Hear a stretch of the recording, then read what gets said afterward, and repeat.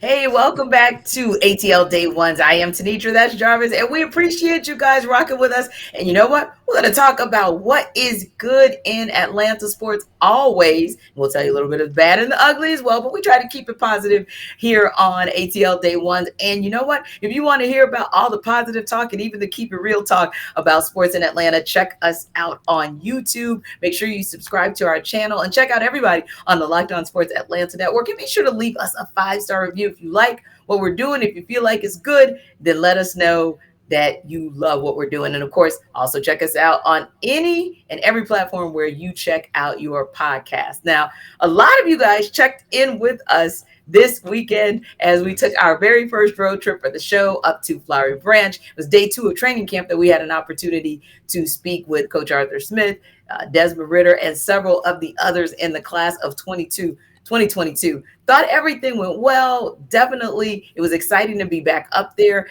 And we liked what we saw on offense, on defense, but there was one particular player that stood out to most of us, and that was Desmond Ritter. And granted, you guys can say, just like Arthur Smith said, it's kind of like an orientation. We know, no pads. It's almost like the Underwear Olympics Part 2, like the combine. But sometimes there's something that you see, Jarvis, in a player, whether it's in his eyes, his mannerisms, or just his approach, and what other players say that tell you he might be something special. You asked Desmond Ritter about the comparison contrast of being able to juggle the competition part of going up against Marcus Mariota to become QB1 and Felipe Sparks. Felipe, I always do that. Felipe Franks. You can tell Franks, yeah. football.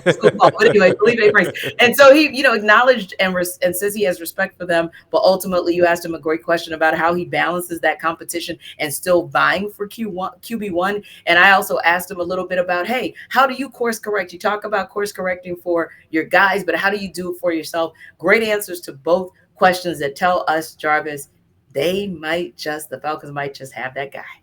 And the reason why I asked the question is because, those are some of it's a coach's question, like, so to speak, right? Because you kind of get a grasp of the guy's line of thinking and how he attacks certain situations. Yes. Because a lot of times, like, that's what football is all about, right? Mm-hmm. Okay, so you're looking at film and you breaking it down and it's like, okay, how can I beat this guy? Or why does this guy always look this way when in this certain coverage? Or why does he play this thing a certain way? The why is always important in football. And then once you figure out the why, okay, how do you plan to attack it? And I think that was the main thing as far as I wanted to know, is because it's not a unique situation, but it is interesting, right? Because one is that he's been compared to Marcus Mariota as far as, the NFL comps.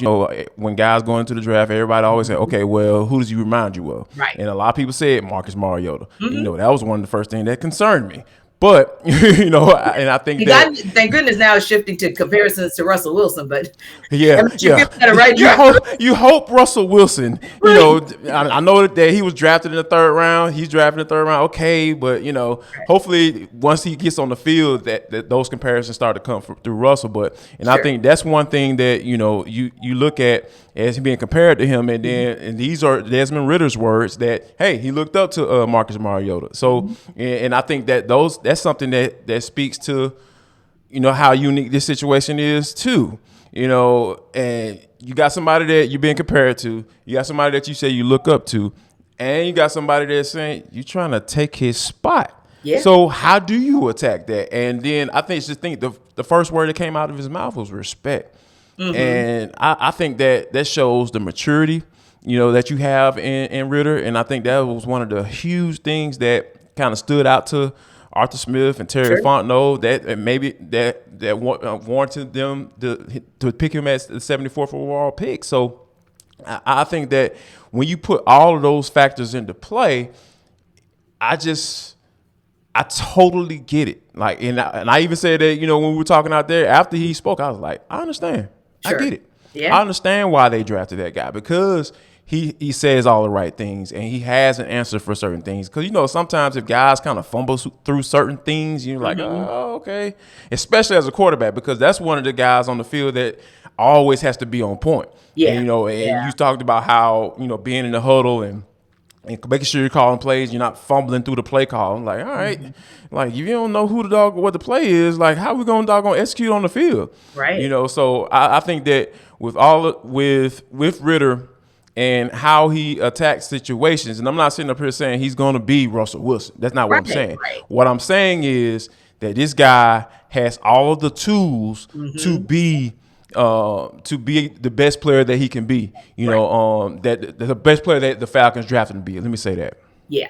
And all you can hope for is someone who is as competitive as he is and day in, day out goes on to the practice field and attacks the practice field just as he would a game. And also, my question for him was more built around, okay, great. I'm glad that you're able to see some of the errors that players are making and just do some slight course corrects. But the real mark of a true leader is then also to take a step back and say, okay, now when I look at that play holistically, because I was under center during that play as well, what Right. is it that I can do to improve? So to hear him talk about things like what understanding the signals better coming through his helmet when he's in the huddle and being able to basically communicate that and move the play forward, also to be able to look at his footwork and know how important that is, because timing is going to be so very Yes. critical. And even thinking about him taking us kind of into the future of him having an opportunity to get his timing down with a Drake London and being able to utilize the same trainer. All of those little things to me, like you said, Yeah. make me think about someone who has a vision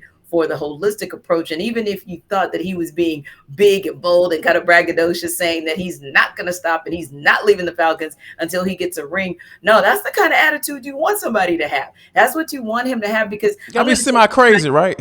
right, Like you kind of mentioned that. Yeah, you gotta be halfway crazy to play right, football to be good right. at it. Anyway, yeah. Right. And you do. And you have to have somebody that says all day, every day, I wake up and I'm betting on me.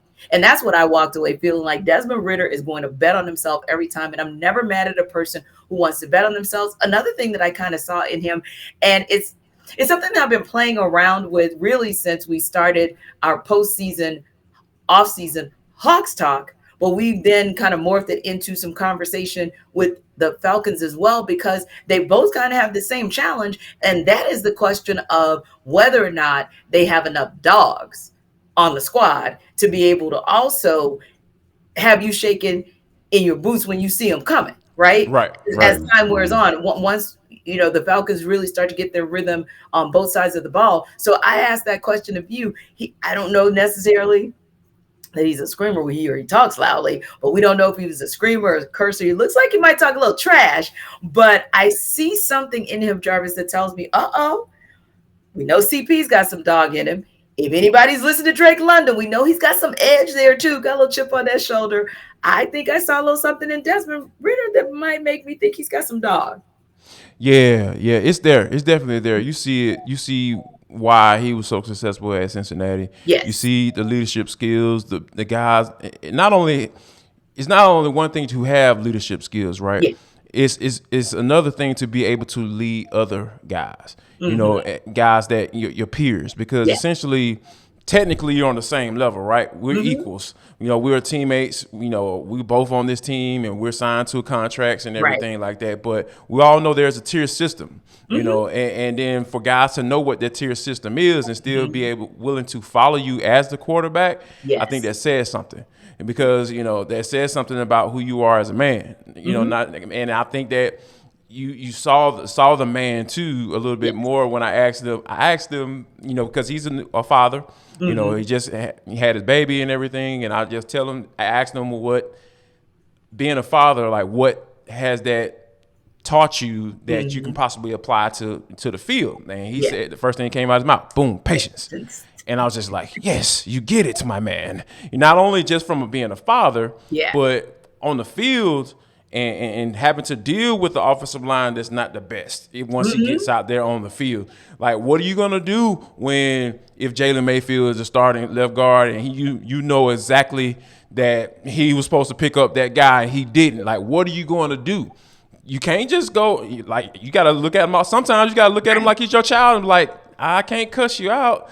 I got to figure out how to get you right and Yeah. motivated and saying, okay, it's okay, baby. Mm-hmm. Not necessarily, you don't have to say baby, but it's okay. We're going to get this thing figured out. Let's line down because we got to go on to the next play. Yeah. So I Yeah. think being able to exercise patience is something that's going to be really huge for him, not only on the field once he becomes a starter, but Mm-hmm. but before then, like, Yeah. because he doesn't know how long he's going to be the backup quarterback, or if he's going to If be the he's backup quarterback for the whole year. Yeah, if he is the backup quarterback, we never know. He doesn't know, so he's going to have to practice patience alongside with keeping that mindset, that mentality, to that edge, yes. and wanting to be a competitor, Mm-hmm. to be able to get to that point. So once he gets to that point, I think that he's going to have plenty of opportunity to exercise that skill set for sure. Yeah.